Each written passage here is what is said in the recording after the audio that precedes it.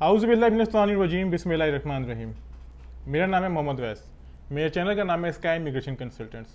इस वक्त आप मेरी वीडियो देख रहे हैं मेरे YouTube channel sky immigration consultants और मेरे Facebook page sky immigration consultants पे।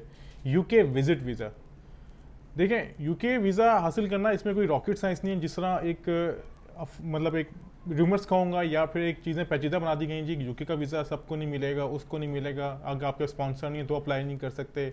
चीज़ें इस तरह की नहीं है, कॉम्प्लिकेटेड बना दी गई हैं। देखें, जिन लोगों ने हमें फेसबुक पेज पे फॉलो किया हुआ है या यूट्यूब पे फॉलो किया, हम लोग कभी कभार अपनी चीज़ें अपलोड कर देते हैं। हम लोग ये नहीं कहते जी कि हमारे पास दूसरे जो बाकी होते हैं जी हमारे पास 100% वीज़ा रेशियो है, नहीं, हमारे वीज़े रिफ्यूज़ भी होते हैं, अप्रूव भी होते हैं। लेकिन जो हमारी टीम है उसमें हम लोग कोशिश करते हैं कि आपको पता है कोई भी काम होगा टीम वर्क से होता है। अकेले मेरे पर डिपेंड नहीं कर सकता, ना ही तो मैं पूरा ऑफिस लेके चला सकता हूँ। टीम वर्क होता है, टीम वर्क क्लाइंट्स भी रब्ता करती है, काम भी देखती है, सारा कुछ। तो हम लोग मिलकर काम करते हैं। हम लोग कोशिश करते हैं कि हम लोग चीज़ें मज़ीद बेहतर कर सकें। बेहतर किस तरह कर सकें, एक अच्छी सी एक फ़र्ज़ी कहानी बनानी पड़ती है आपकी वीज़ा कवरिंग लेटर को लेके, वीज़ा रिक्वेस्ट लेटर को लेके। अब मैं बात करता हूँ यूके की, जो मैं बात कर रहा हूँ, ठीक है। आप सबसे पहले ये समझ लें कि जो लोग ये समझते हैं कि अगर हमने वीज़ा अप्लाई किया तो हमारी फ़ीस ज़ाया हो जाएगी, एम्बेसी की फ़ीस ऐसा वैसा, आप बिल्कुल ठीक सोचें। अगर आपका वीज़ा अप्लाई करेंगे तो आपकी वीज़ा की फ़ीस एम्बेसी की अगर 6 मंथ्स का अप्लाई करेंगे तो आपके 100 पाउंड ज़ाया हो जाएंगे।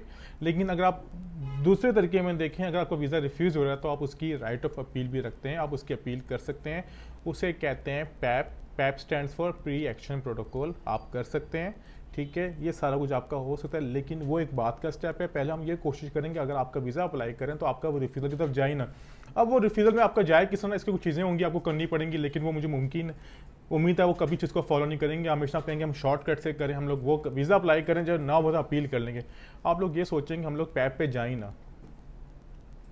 करना क्या होगा, आपको बेहतरीन सी बैंक स्टेटमेंट बनानी पड़ेगी। आप कंसल्टेंट के पास जाएंगे। आपको मैं एक मिसाल देता हूँ, शायद वो यहाँ पर कोट करना मुनासिब है ही नहीं। मुझे कोई हमारा इंटरनेट ख़राब था, 3-4 दिन पहले क्लाइंट ने अप्रोच किया, हरीपुर के क्लाइंट थे। उन्होंने कहा जी मैंने पाकिस्तान के फ़लाँ कंसल्टेंट से केस स्टडी करवाया, फ़लाँ कंट्री का करवाया, उन्होंने मुझसे 3 लाख रुपये चार्ज कर ली है, इसमें वैसी की फ़ीस शामिल नहीं थी, इसमें सारा कुछ था, तो मेरा रिफ्यूज़ हो गया। तो उन्होंने कहा था अगर आपको एक दफ़ा रिफ्यूज़ होगा आपको दूसरा टाइम फ्री करके देंगे, यानी 3 लाख में वो 2 दफ़ा आपको टाइम करके देंगे। अब मैंने उनको भाई साहब को बताया, मैं कहा भाई साहब मैं अपने आपको ये मिसाल देता हूँ, अगर आप हमसे केस करवाते तो आपका इतना एक्सपेंस आता, यानी आपका 20% या 30% आपका एक्सपेंस भी ना होता।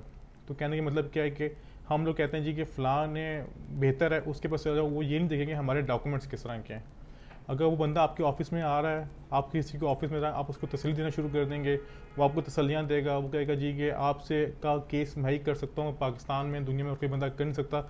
आप सेटिस्फाई हो जाते हैं जी बंदा इसी से केस करवाना है। लेकिन आप लोग ये नहीं सोचते कि हमारे डॉक्यूमेंट्स किस तरह के हैं, क्या वो इतने स्ट्रॉन्ग हैं, सर्कमस्टेंस स्ट्रॉन्ग हैं। बहरहाल ये चीज़ें बात की, जो मैं अपने पॉइंट पे आता हूँ, मैं किसी को यहाँ पर नॉमिनेट नहीं कर रहा कि क्या, लेकिन मेरा कहने का मतलब ये है कि आपसे इल्तमास है, आपसे रिक्वेस्ट है, वीज़ा तब अप्लाई करें जब आपके डॉक्यूमेंट्स स्ट्रॉन्ग हों, आपके डॉक्यूमेंट्स कंप्लीट हों, आपके सर्कमस्टेंस क्लियर हों, आपके टाइस ठीक हों। दैन स्किल ज़रूरी है। अगर आप यूके का वीज़ा अप्लाई करना चाह रहे हैं तो आपकी बैंक स्टेटमेंट परफेक्ट हो।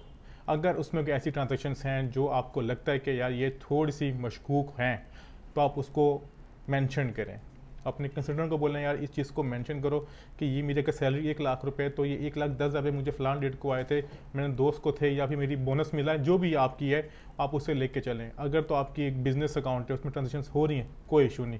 और आपका अगर सेविंग अकाउंट है या फिर आपका सैलरी अकाउंट है, तो उसमें आप कोशिश करें अपनी सिर्फ सैलरी रखें, इसके अलावा कोई एक्स्ट्रा ट्रांजेक्शन्स ना करें। इसका नुकसान क्या होगा, चीज़ें मशकूक हो जाएंगी। जब वीज़ा ऑफिसर कहेगा इसकी तो एक यार इनकम ही मतलब फिक्स नहीं है, या फिर इसको क्लियर ही नहीं है कि इसकी इनकम कितनी है, इसके एक्सपेंस कितने, तो आपको चीज़ें लेके चलनी पड़ेंगी। बेहतर है कि अगर आपका यूके का स्पॉन्सर नहीं है तो भी आप वीज़ा अप्लाई कर सकते हैं, वीज़े के चांसेस होते हैं।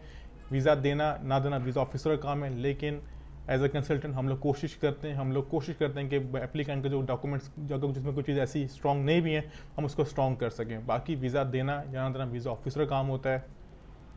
और मैं आपसे ये बात करूंगा कि जब भी वीज़ा अप्लाई करें कोशिश करें कि ये डन बेस पे ना करें, ना ही तो किसी कहते पे चढ़ें कि इतने पैसे लूँगा तो आपको वीज़ा करवा दूंगा। कोई ऐसा नहीं है, वही काम जो उसने करना है वही काम हमने करना है, वही काम तीसरे बंदे ने करना जो प्रॉपर कंसल्टेंट है, ठीक है।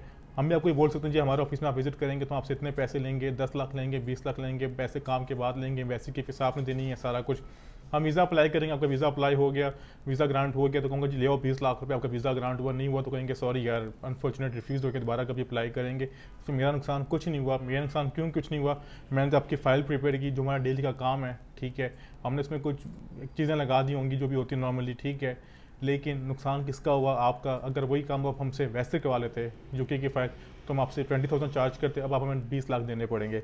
तो ये चीज़ें बड़ी अलग सी हैं, हम इसको डिस्कस नहीं कर सकते क्योंकि स्काई इमिग्रेशन कंसल्टेंट्स किसी किस्म का डन बेस और गारंटीड काम नहीं करता। अगर आप हमसे कोई सर्विस लेना चाह रहे हैं किसी भी कंट्री से रेलिवेंट, हम लोग ऑस्ट्रेलिया अमेरिका का काम नहीं कर, लेकिन हम लोग बहुत जल्द कनाडा का काम स्टार्ट करेंगे। बाकी हम लोग किसी किस्म का डन बेस पे कोई काम नहीं करते। एक और चीज़ आपसे मैं रिक्वेस्ट करूँगा कि हमें कॉल्स करते हैं, हमसे कहते हैं कि हमें बात का जवाब दें, मैंने फ़लाँ से वीज़ा अप्लाई किया था, हम उस चीज़ को इग्नोर कर देते हैं। क्यों? जो चीज़ हमारे से रेलिवेंट नहीं है हम उसको जवाब नहीं देते। वो जो होता है क्वेश्चन मार्क भिजवा देते हैं, वो हमें जवाब दो, हमें पाबंद करते हैं। हम लोग किसी के पाबंद नहीं है कि हम उसको जवाब देना शुरू कर दें। आपने अगर कहीं से केस कराया तो आपका फ़र्ज़ है आप उनसे जवाब लें। अब हमें क्वेश्चन मार्क भिजवाते हैं जी मुझे बात का जवाब दो, मैंने फ़लाँ का वीज़ा अप्लाई किया था अभी तक जवाब नहीं आया, हम आपको उसका जवाब क्यों दें? तो ये थी आज की इन्फॉर्मेशन आपसे मैं डिस्कस करना चाहता हूँ। उम्मीद करता हूँ सारी इन्फॉर्मेशन क्लियर हुई होगी। अगर हमसे सर्विस लेना चाहते हैं तो रब्ता कर सकते हैं। इसको तो आपके स्क्रीन पर हमारा विजिटिंग कार्ड चल रहा होगा, आपसे दिए नंबर से रब्ता कर सकते हैं। दोबारा मुलाकात होगी बहुत जल्द नई इन्फॉर्मेशन के साथ। बहुत शुक्रिया। खुदा हाफिज़।